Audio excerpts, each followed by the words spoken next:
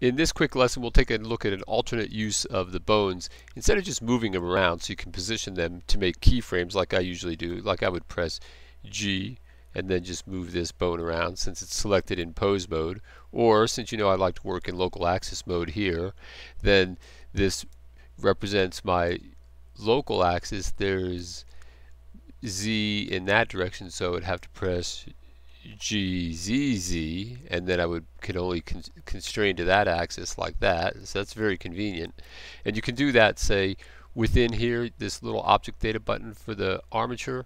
You come down here and you have the stick display and the B-bone display. These three kind of work the same way, except just different displays. But we'll stick with the octahedron for now because I really like the looks of it.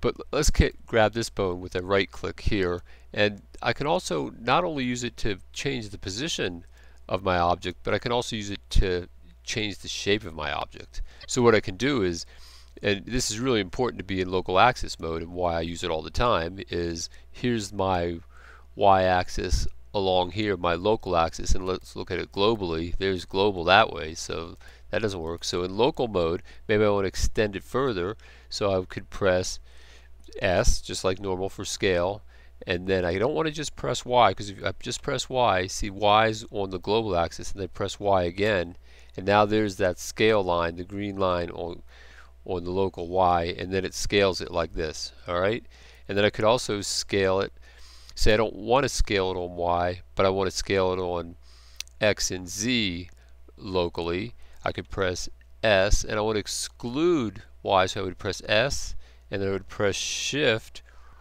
Y, and then I'm still holding down the Shift key, and then I press Y again.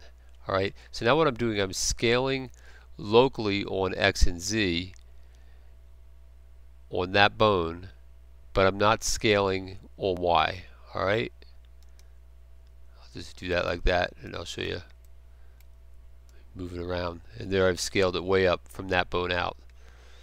Yeah, it's a powerful feature. Oh, it is. Right, so then you can control your shapes as well as the movements of the bones like that. Now that doesn't work for the envelope, and well, at least for the envelope feature, and we'll address that in the next lesson. Alright, and I'll see you in the next lesson.